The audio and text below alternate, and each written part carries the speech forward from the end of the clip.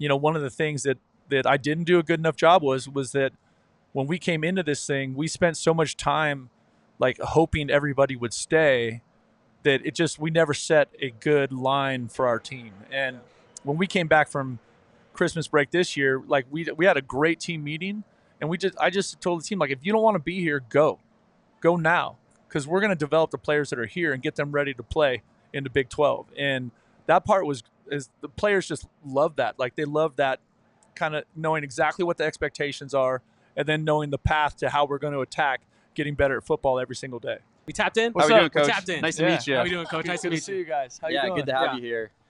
We appreciate you guys letting us throw this and get this started here, this beautiful relationship. And we had a lot of fun out here. How did you feel? The spring showcase went. I thought it was great. I thought we had a great crowd show up, even though it was a little bit chilly. It's funny.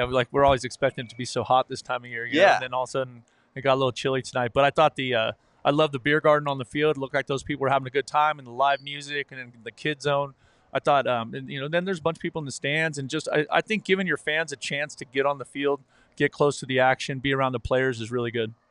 Yeah, certainly. I feel like this spring showcase was like it's a culmination of trying to get the fans, fired up about this next season, right? And one thing that I've appreciated that you guys have done throughout this offseason, at the end of last year after the final game, I feel like you've really hit the nail on the head there of like and approached it head on of like what we did last season was not good enough. Right. How do we fix that? Right. What did you think? What did you learn about your team throughout spring that will help you fix that? Well, I think that, we added 3 new coordinators, and when you do that, there's a lot to learn. And I think just the way they attacked learning the new scheme, being involved with just the meetings, the taking notes, the process, and then applying it and having it show up on the practice field is something that we're all really excited about as a staff.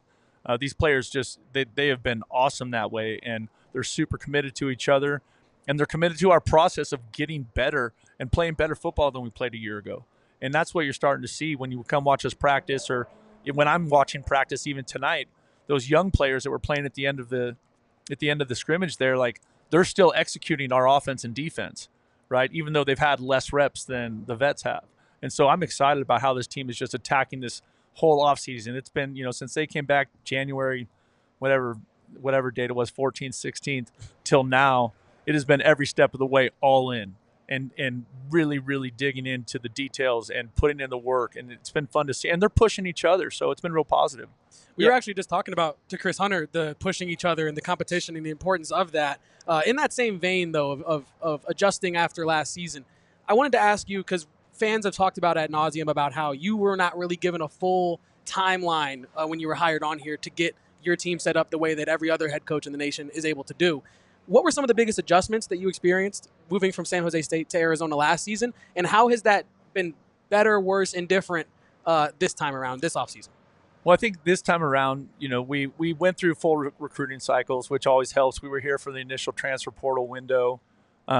We didn't have to survive, the head coach departure window like we did, and then also the spring ball departure window, which just made it like super challenging. And I would say, one of the things that I didn't do a good enough job was that when we came into this thing, we spent so much time like hoping everybody would stay that we never set a good line for our team. And when we came back from Christmas break this year, like we had a great team meeting, and I just told the team, like, if you don't want to be here, go now, because we're going to develop the players that are here and get them ready to play in the Big 12. And that part is the players just love that. Like, they love that kind of knowing exactly what the expectations are, and then knowing the path to how we're going to attack getting better at football every single day.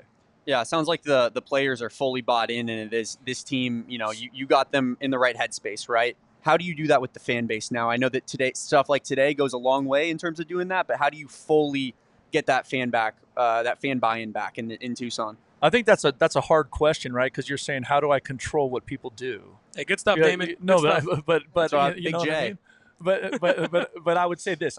Number one, it's going to start with us playing better football, right? Like that part of it. And I think that's part of the transition going to the Big 12 for our fans to realize that we are playing in a really good conference, and it's a really deep conference, right? Like different than maybe the Pac-12 was. because the Pac-12 could get top heavy on you. Definitely. You know what I mean? But this thing's different. Like this team goes 8, 9, 10 teams deep that are winning 8, 9, 10 games plus, right? So that part of it is a new challenge for our football program. And the thing that I've seen with our fan base is that they care, and I love that they care. So the hard part of it, it's the chicken or the egg, right? Like, hey, we'll show up if you win, right? And I'm like, hey, we'll win because you show up. Yep. You know what I mean? So it kind of goes both ways like that. But I think the fact that they love the U of A, they love these kids, they love this team, they love this program, I think that part of it gives us a chance to have the kind of fan engagement and the game day environment we want to have. Because what we're seeing when we go on the road is we are seeing rabid fan bases that really, really care. And they show up no matter what, right? And we're trying to get that same environment here. And we had it at times and we lost it at times last year. And so how do we continue to elevate our fan engagement, elevate the fan experience here at Arizona Stadium, and also have them be impactful to the outcome of the game, which is what a great home crowd does. Yeah, and there's been a lot of discussion, honestly centered mostly around the basketball program this season about what the fan game day experience is like. From the coach's perspective, what is the game day experience like? And not only that, what are some ways that maybe it can be improved upon? That's a big question. I mean, you're hitting me with some zingers tonight. We're hitting the big questions here. Yeah, so I think for starters, first of all, I think the Zona Zoo is incredible. I think the fact – now I'd like to put them on the opponent's sideline. You know what I mean? I think that'd be a good change-up. Let them wear out the opponents. But I don't think we're going to change our whole stadium around. But I do love like how much the students show up for Arizona football games, just what an incredible vibe it is here. The night games, I think, give an incredible energy. And that part of it is really, really fun. I think our administration is doing a really good job with coming up with some new ways, which you'll see get rolled out in the fall, that are going to enhance fan engagement and hopefully – drive the excitement about people coming here. And then I think for the city of Tucson, chicken or the egg, like we need y'all to show up. Like if you want a championship football program here, one of the biggest things that impacts the outcome of the game is the home crowd. And so let's do it. Like we'll do it with you. Let's ride or die on this thing and get it done. It's funny that you mentioned that chicken or the egg thing. I have made that exact same argument with this football program regarding the fan support and being like, you look at the top football schools in the country, right?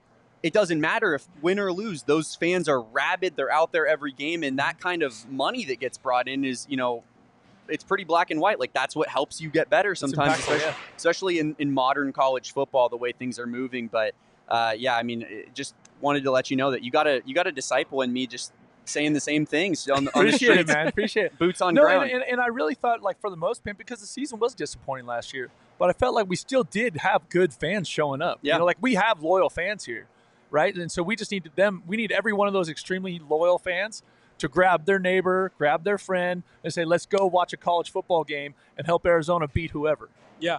And we've been talking about community engagement a lot in this segment, but you've been everywhere, Coach, and we got to talk about it. You've been at, I think, every Arizona sporting event since football ended. I know that might be a little bit of hyperbole, but you've been everywhere.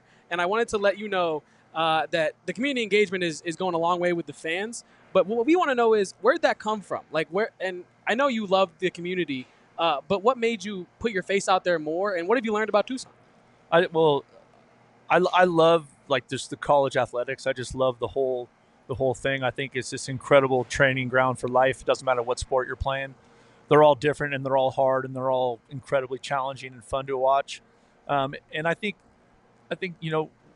as a football program, like we have to show up for people if we want them to show up for us.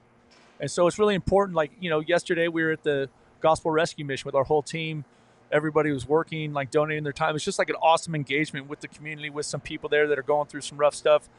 And like we want to show up for people and we want to give of ourselves, because I think that's one way that we can absolutely get more connected with our fan base and give our fan base a chance to get to know our players and get to know me. Like I love Tucson. This town is awesome.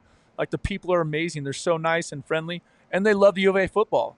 So I want to pour gas on that fire, but I can't do that if I'm not out there and I don't get a chance to meet them and they don't get a chance to meet me. We got a couple quick questions for you real quick before we get you out of here, Coach.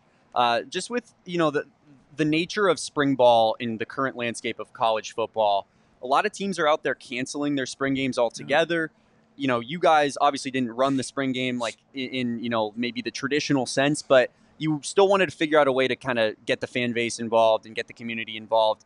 What's it like kind of balancing, that fan engagement with the new era of college football where, if a guy has a really sweet highlight in a spring ball game, Yoink. all of a sudden his agent's being hit up, a couple minutes later, hey, you heard about this program. So how do you balance that? No, I think that's a real challenge, and I think the hard part is that everybody's doing it for the first time here. We're all going through this, and you're seeing the transfer portal accelerate, and because we're still waiting for the settlement to get ruled on. You're still seeing a little bit of the wild, wild west in terms of the dollars that are being thrown around for players, all over the country.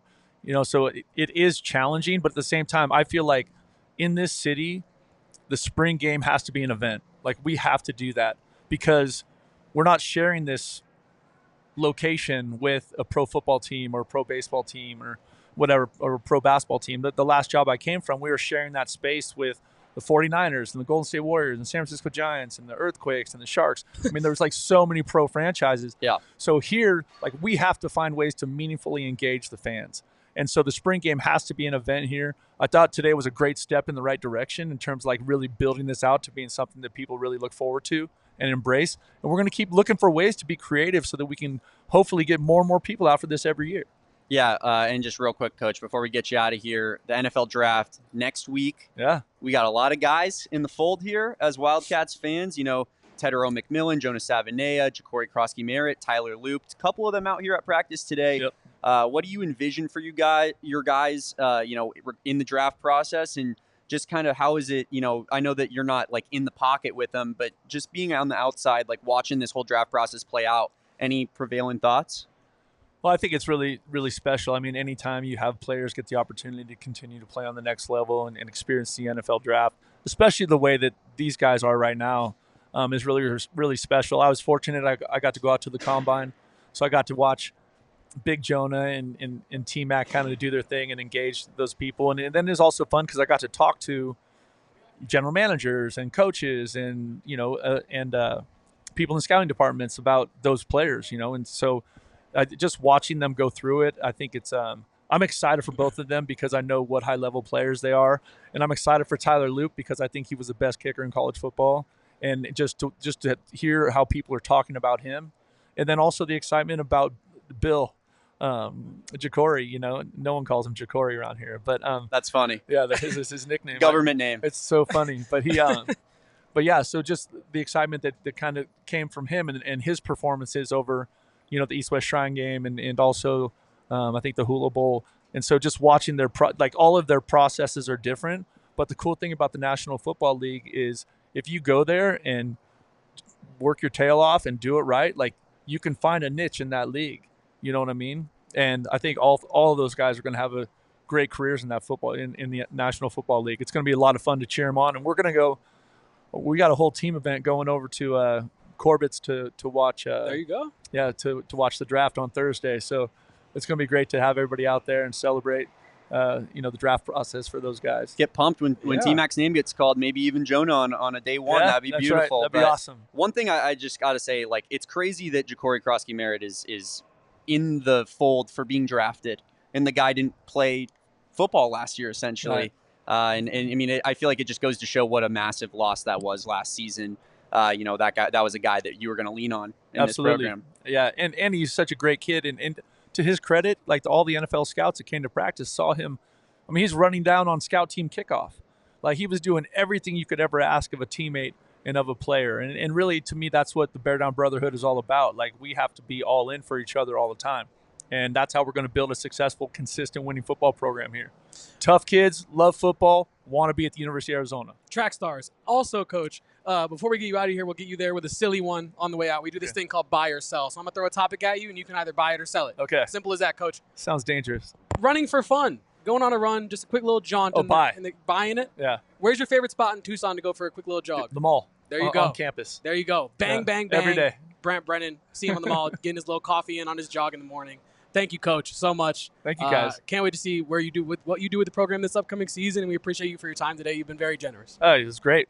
It's great. Had a lot of fun doing it. Yeah, we had a great time, Coach. Bear down. Thank you so much for doing it. It was great meeting you.